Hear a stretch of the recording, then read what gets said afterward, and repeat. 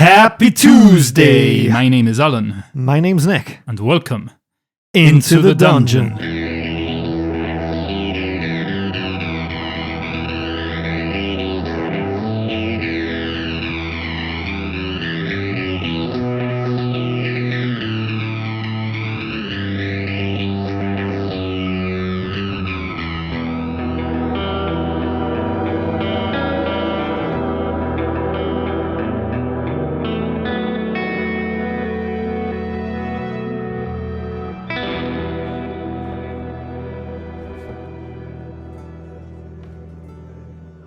Well, here we are, the grand finale of our Lone Wolf series, The Lone Wolf. First 5 books, the Kylord series. From Joe Dever. Those of you who listened to the full season, and in particular to episode 0, will know that we set out to accomplish being able to play a traditional one-player game as a duet. Indeed, and I think that we did accomplish that. Yeah, I think we safely did do that. Yes, I never felt that the game was unbalanced, and I don't think the narrative suffered for having a second character included in the story either. I would actually argue that it benefited from having a second character, particularly with 2 people. You know, it would be a bit weird to both be playing the Lone Wolf. Yeah. But yeah, we wanted to show that you can play other games as duets, not just a full party D&D session like we did with our maiden campaign, The Dragon of Iceberg Peak. And the way we thought was the best to do that was by adding a second character into the story and using all those decisions as opportunities to flesh out our characters and bring a bit more life to the world of Joe Dever, Magnamund. Yeah, role-playing between the sections that we had to turn to and give life to the story in the perspective of the characters as well. I think it worked well. The obvious route may have been to have one of us DM the game, as in read it out, and just turn the sections and all that, and pretty much DM the game or GM the game, and the other play the Lone Wolf, Landa in this case. But we went the extra step. We decided to, as we said, add another player. And again, as we said, I think it went well. To make it work, we didn't really need to change much either, to be honest. Not really. Not the only thing that we did to sort of try and balance the game was essentially double the endurance points of each creature. So it would have been the equivalent of each of us fighting a single monster or a single challenge as presented by the book. And we played quite a few battles, and it did seem as balanced as possible. It didn't feel like we were overpowered, and it didn't feel like the odds were stacked against us. No, it felt like it should have been, I think. There was also a few things that we changed. For example, as you may know, when we rolled on the random number table, we each rolled once. Whoever rolled the highest would then roll for the deciding roll, unless we rolled within the same bracket on our first rolls. That's something we just added for fairness. And also how we chose the Kai disciplines. We would alternate. So Nick started with an extra one, because I think it was 5 that you start with. Yeah, that's correct. So I had 2, he had 3. And the following book, when we learned a new one, I got that one. And we would alternate. If the discipline would be something that affected both of us, like the camouflage discipline, because it was part of kind of a decision or a role that you had to make, we would judge it as it benefited both of us. If in turn it was something for battle, like for example I had a Mind Blast, that would only benefit my character and not Nick's as well. So we kind of ruled it like that. If it's story driven, benefits both of us. Battle driven, only one of us. We did it like that because there's 10 disciplines to choose from, and had we both picked 5 from the very get-go, we would have essentially started with an unfair advantage, I think, because we would have had all 10 disciplines. So that was the logic behind that. And in respect of those roll-offs as well, we did have a slight rule variation to what Al just said, where we both roll on the tables, which is if there was a roll that was determined by a skill that one of the brothers had, that player was solely responsible for the fate of the Lone Wolves. Yeah, that's true. Things like camouflage, tracking, sixth sense, those were the main ones, I think. Yeah, although we both benefited, only one of us rolled usually. If you had the discipline, you rolled. Also, in terms of items, we decided that certain items would be duplicates. Like, for example, if I could choose 5 items between potions and meats or rations and shields and all that, we would be able to choose 5 each. But in terms of gold, if we were gifted gold, we would separate that and get half of that each. Yeah, and any named items like the Summer Sword, that black dagger, the blue triangle necklace, anything that was important to the story, obviously we didn't duplicate. So what did you think of the actual system itself then? You know, the combat, the bag, armor, you know, the bones and meat that made up the game system for the books. I quite enjoyed the system myself, and I think one of my criticisms for D&D is that battles can become a bit of a chore, you know, they can drag on a bit. Because if you're trying to hit something and you cannot hit it, you have to wait a whole turn to try and hit it again, then you cannot hit it again, and it starts feeling like a useless battle or a very frustrating battle. In this case, every action has a consequence. Something would always happen after a roll.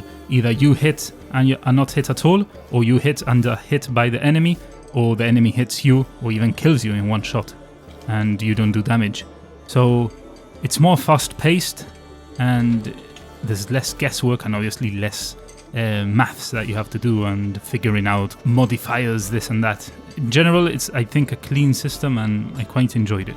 Yeah, there was a little bit of modifiers with, you know, if you were unarmed, you had to make a deduction. If you had a mind blast and the creature was not immune to it, you could add a +2, I think.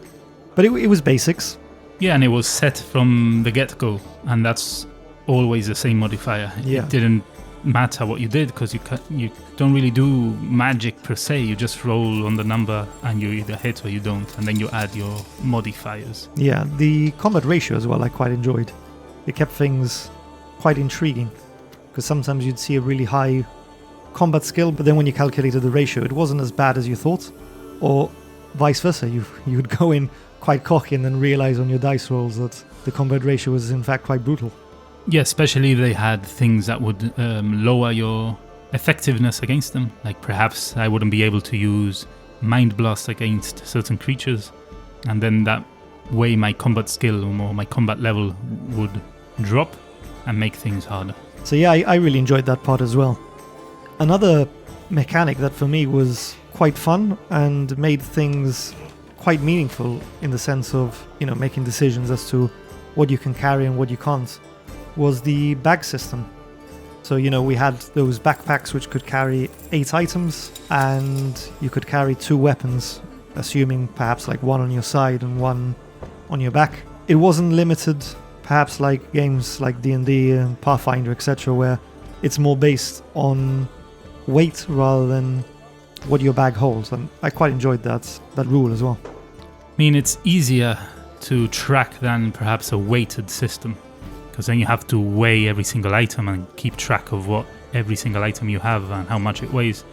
Here it's just, you can have 8 items. Do you have 8 items? Do you have any space left in your chart or in your list? No, then you can't carry anything else. It's as simple as that. And if you want to carry something else, you need to drop something. So yeah, it's an easy and painless way, and I suppose you need to have something like that when it's not a full-blown ttrpg and it's more like a adventure book, yeah? Yeah. You want to be able to carry the book with you anywhere and be able to run the game without having to have a whole kind of file full of things that you need to keep track of. Moving on to something that perhaps I didn't enjoy too much with the system, and that was the over-reliance for me on sections dictated by Kai disciplines or on those roll-offs, as you mentioned before. You know, for a choose-your-own adventure book, there were parts where I felt we weren't really given much choice. It was more, if you have the discipline, you have to do this, or roll, and then there's like 4 different results for the roll. None with any real, you know, choice as to, well, I want to try and do this, so roll for it. It was sort of, this is what's happening, roll. So your entire fate was at the hands of the random number generator. Yeah, I agree there. That's true. And what did you think of the story in general, at least of the Kai series, the first 5 books? I mean, it was quite stereotypical. A lot of tropes. You know, we had the classic deserts, jungles, caves, medieval towns. But tropes in a good way. I mean, they're tropes for a reason. They're classics. So it was fun that each book was more or less contained to, I was going to say a biome. Kind of, really, yeah. I was playing Minecraft the other day again, so... but yeah, kind of in a biome. There was the ice one, the desert. Yeah, Kalte. Yeah, the deserts, and yeah. And then, you know, it was the classic tale of good versus evil, kind of the last one standing of a clan or race or peoples in general. And, you know, it comes to them to avenge the deaths of their folk and ultimately stand against the darkness in the world. So I really enjoyed it. I liked it too. Maybe the only criticism would be, and maybe this is me because I didn't grasp the whole story, but it felt a bit disjointed. Like after having finished the first book, and we destroyed all those Giaks, or that army that was attacking the kingdom with the Summersford, like where did we go? Where did we go back to the monastery? Was it? Yeah, we went back to the monastery for a year. I think it was a year. What were we doing there? Just hanging out? Like it was 2 of us because we made it 2 of us. But if it would have been playing as a single player, the guy was just in the monastery chilling, or like I imagine trying to rebuild, but on his own. But there's nothing mentioned of that. You know what I mean? And then suddenly you're called upon again to go on another quest. And it all seemed a bit disjointed and lots of years passing in between and very little explanation in that sense. Perhaps, again, it's something that flew by me and I haven't grasped it entirely. Maybe it is there, maybe it is explained, but I felt that it, for me, a bit disjointed. Yeah, I think I'd agree on that part, and it's one of my criticisms of the game as well. Or rather, not so much the game system, but the writing. I think in places it came across as unfair. Although that appears to be common, certainly in some of the older books that I've looked into.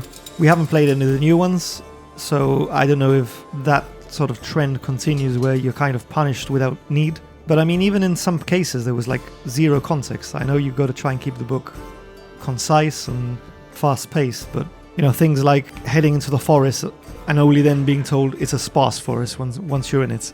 3 or 4 consecutive pages of choices almost leading you or forcing you're going to have to go to the forest, or you're going to have to leave I think it was the palace we were looking for.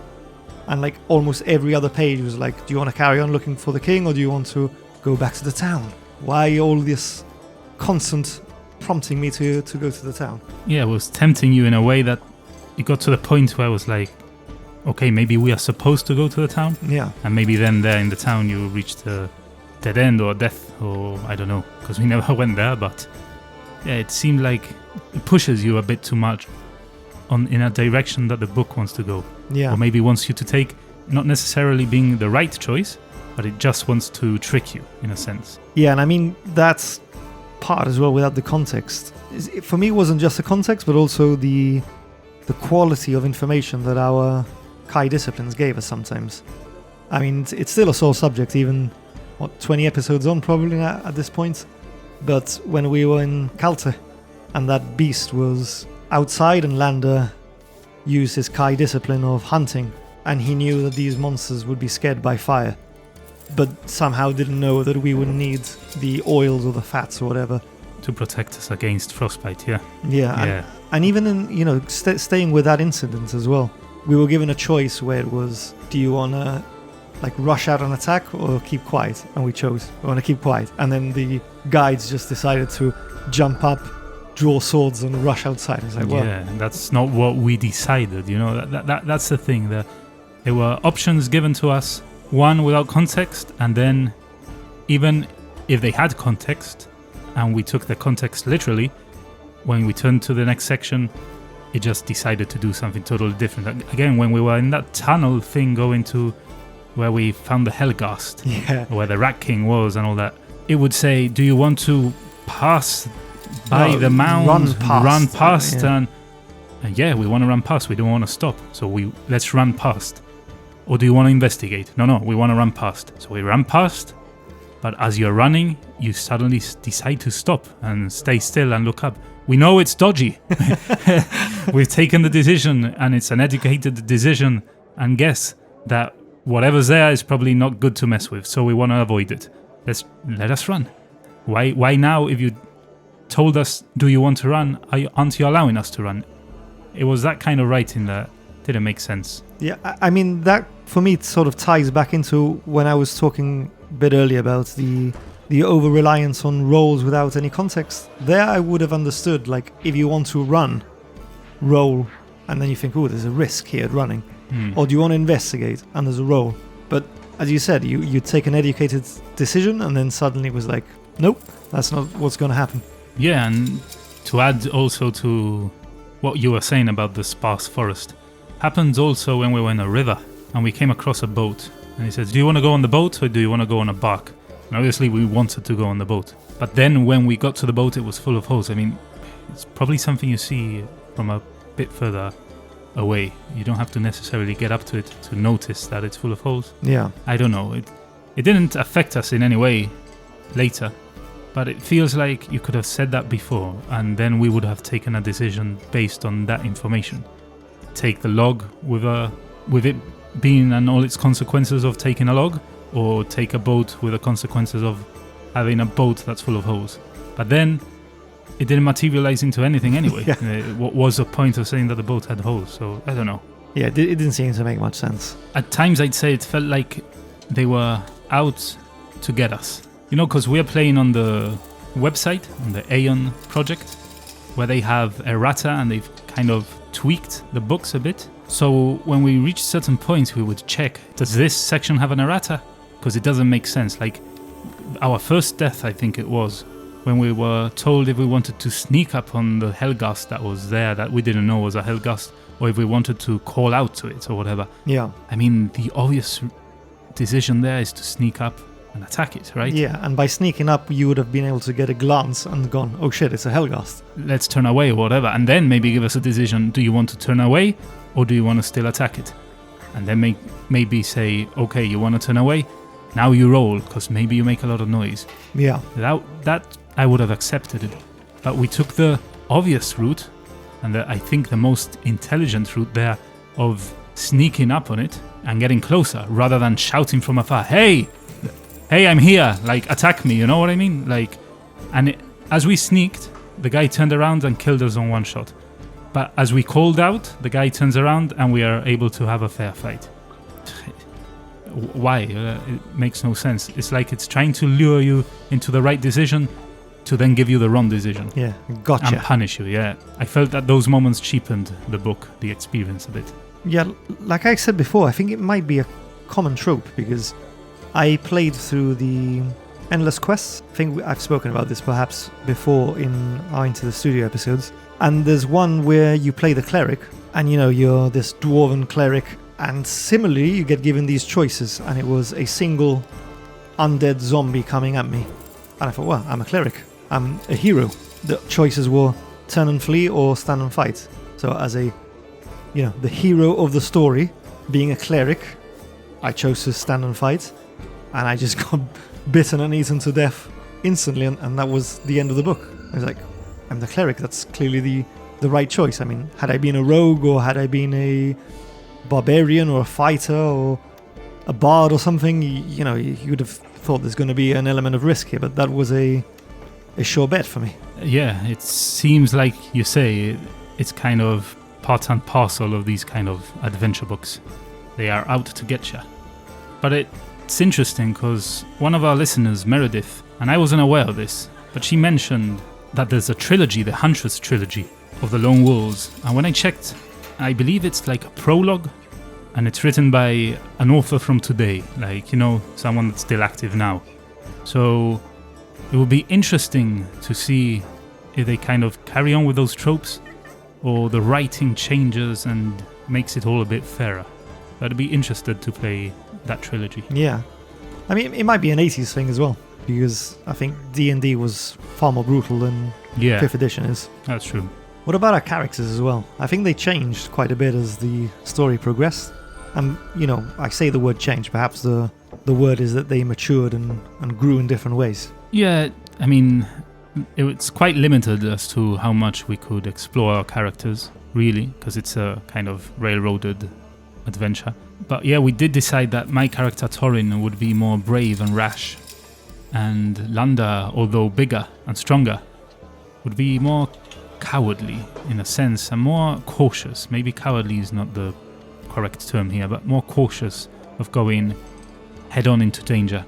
And in the lore, Landa loses a brother. I think one of his brothers Yeah, he drowns. And Thorin doesn't really exist in the lore, but we made Thorin up. So he's rather protective of his little brother and is always looking out for danger.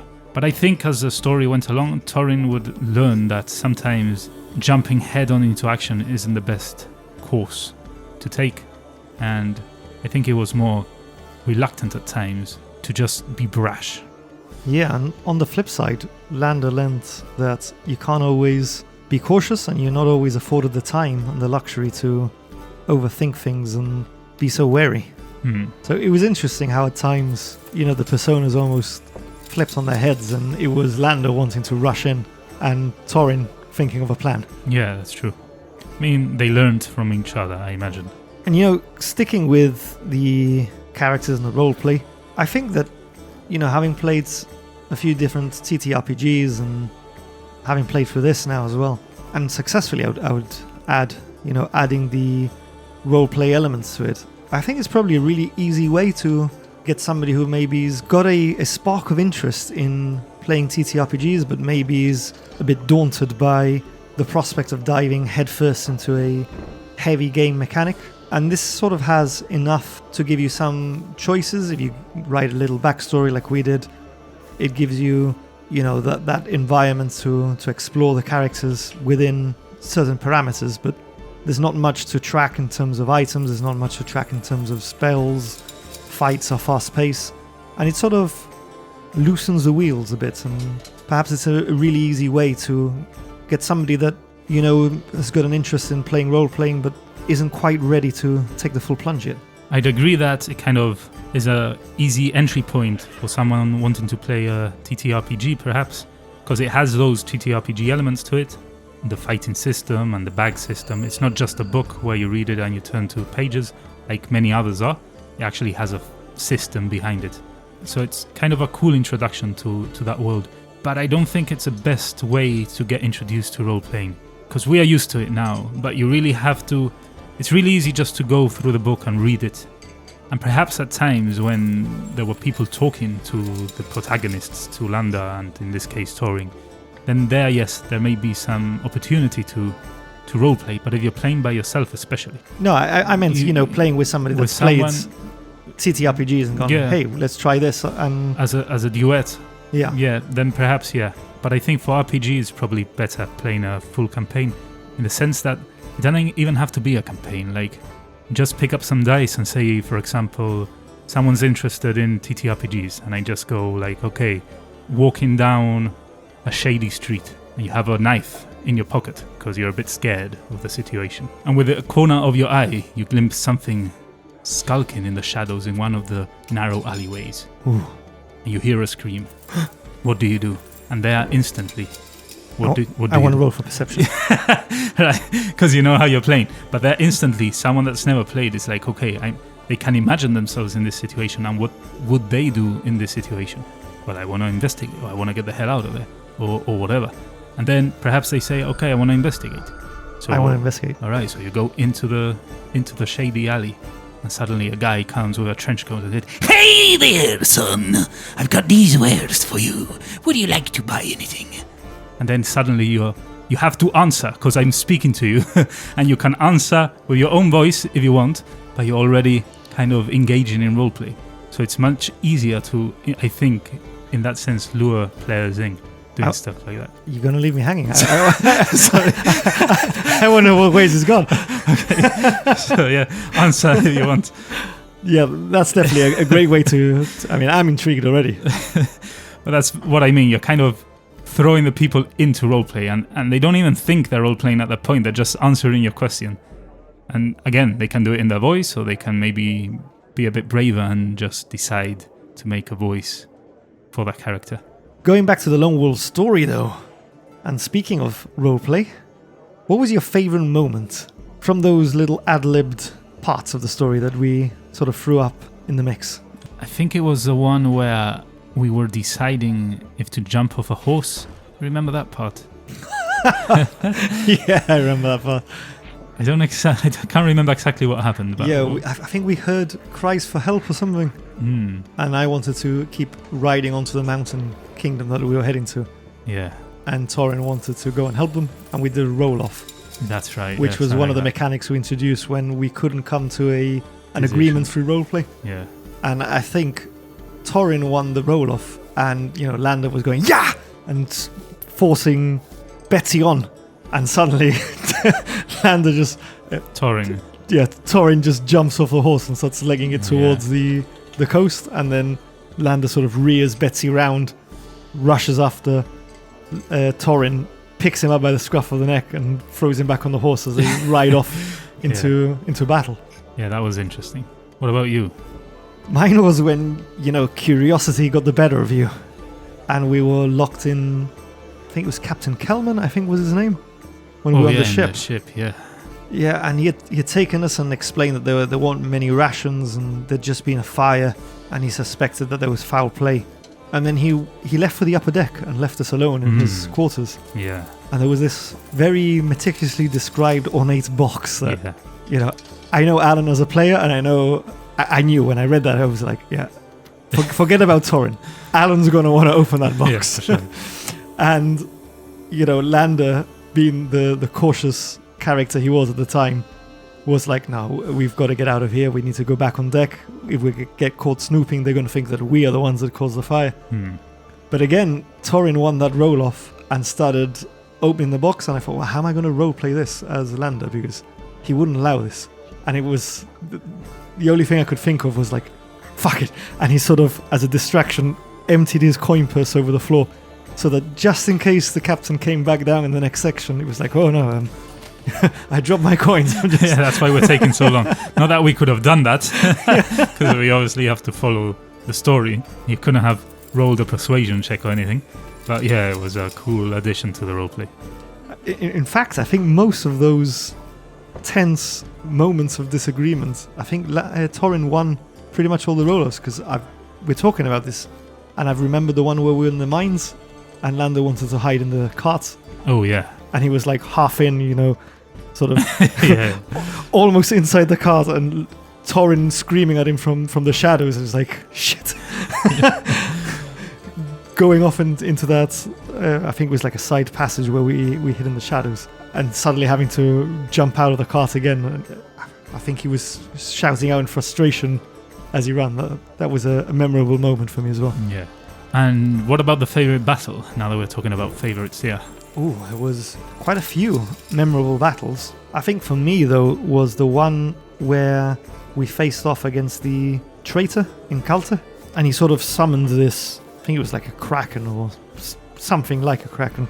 And apart from the fact that it was a pretty epic battle, because, we arrived there and these waters started rising and this beast came out of nowhere. I think the old wizard that was with us as well was trying to attack the traitor. But there was a part in that battle, and again, it's where the roleplay comes in, because, we could have just been saying, yeah, I rolled a 6, I've checked the combat chart, I deal 6 damage, and I take 2 in exchange. But we actually made it a point of playing it like D&D and narrating how we would do the attacks and how we would do the damage.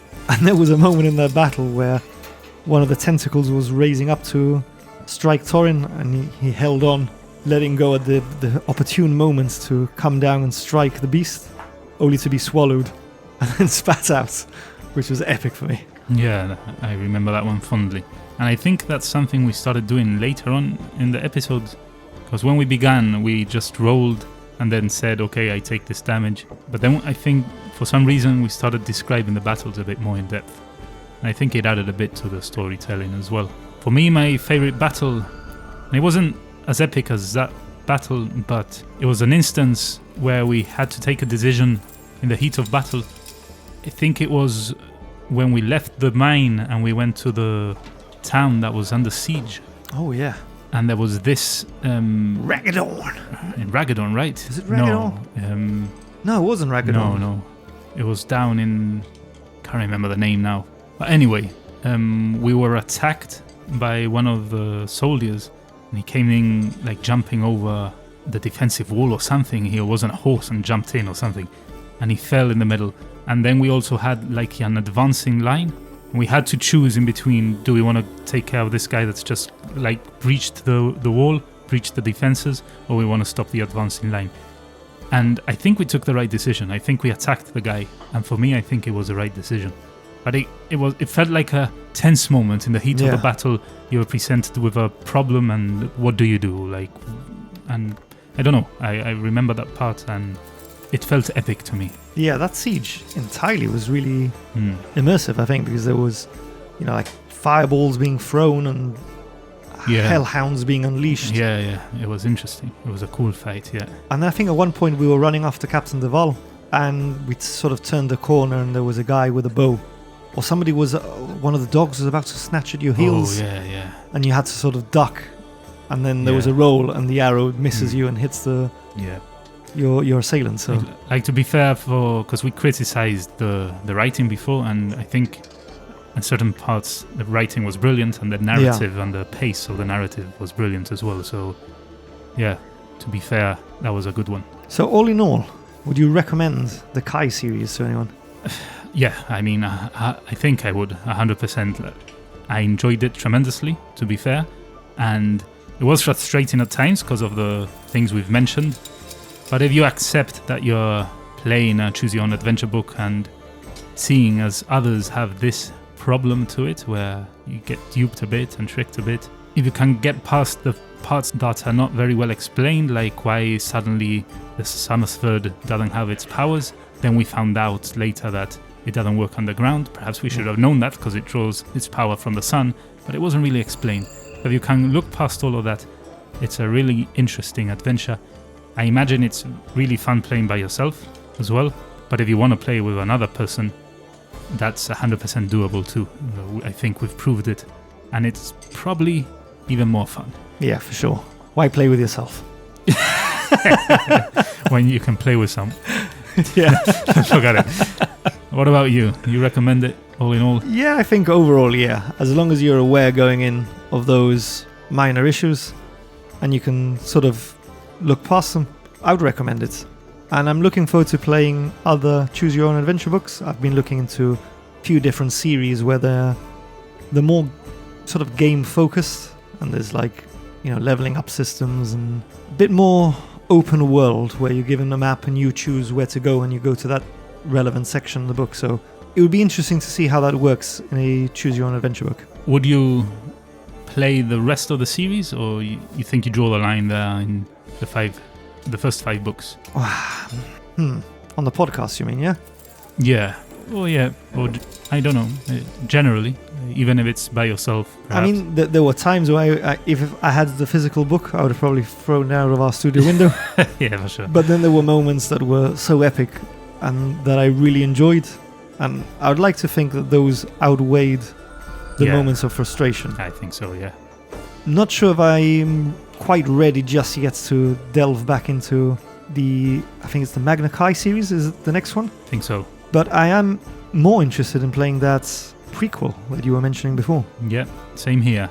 If I think of the rest of the series, I'm not too keen on it. And as I said, I 100% recommend the first 5 books.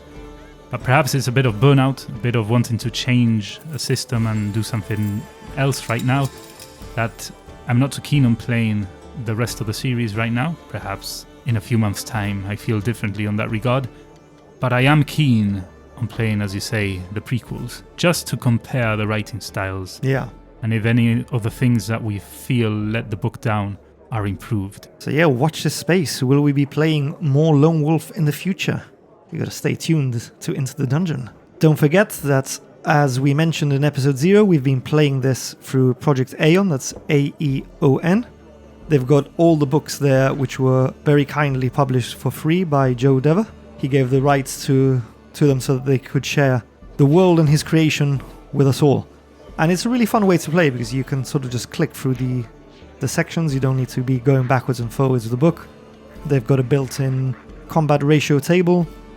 I don't think the dice roller was theirs, but you can just Google, I think it was Lone Wolf random number generator, and it pops up with the exact same page that's in the book, and you just click a button and it will give you a result. I think you can also find a link to an actual app where you can play the books in an app as well, and it takes you to, depending on your decision, it takes you directly to the pages, it rolls for you and all that. So check that out as well if you're interested in apps. Well, with that all said and done, we hope you've enjoyed this reflection episode and that you seriously consider looking into this wonderful world of Lone Wolf. We'll soon be embarking on our next adventure, which is a return to D&D 5th edition, where we will be taking the new Player's Handbook 2024 for a test spin, our maiden adventure in the new updated and refreshed rulebook system for D&D the 5th edition. But if you can't wait until next week, like I say, week in, week out, make sure you visit our website, www.i2td.com. Follow the links there to our social media feeds and to our Discord server. Why not join and pop by and say hello and join our little community there? We'd really appreciate it. Whilst you're on our website as well, why not click on that little coffee cup? It'll take you to our Buy Me a Coffee page where you can either sign up for a regular donation to support the podcast, or you can make a one-off purchase of a potion, which in Lone Wolf we were using as rerolls, and going into 5th edition we'll have those items perhaps back on, perhaps Ignis has restocked his shelves, ready for the adventures of Arthurim, the half-elven. As we've said before, it's a fun and interactive way to make you a part of the stories we tell and shape the adventures you play, because you'll be directly influencing our stories. That's right, but if you cannot donate, or wish not to, do not fear. You can still help us out tremendously by liking all our content, following us on our social media, as Nick said, join the Discord, and why not leave a review and some stars on your podcast player of choice. That makes others aware of what we're doing here and helps us gain more popularity, which is what everyone wants. They want to be popular. Also tell your friends and your family about us, spread the word of Into the Dungeon, and we are really, really grateful if you do. So thanks for everything. That brings us on to the end of the episode club. The last one's standing. Where we give you a password, and you use that password in our Discord server on the specific channel, The Last One Standing, and you compete for the esteemed title of El Quillo Mas Verdad. Use it in a witty way, in a humorous way, in a serious way, make us laugh, make us cry, make us feel something. We will then decide on a winner, and the winning comment goes into the channel in the Discord server of The Last One Standing for prosperity. We can all read it and laugh together. Do you have a password for us this week, Nick? I do. Given that today's a reflection episode, today's password is Through the Looking Glass. Ooh, self-explanatory. I like it. Anyway, that's the password. Make sure you use it. And that's all for tonight. Thank you for sticking around till the very end. We hope to catch you next time as we delve into the dungeon.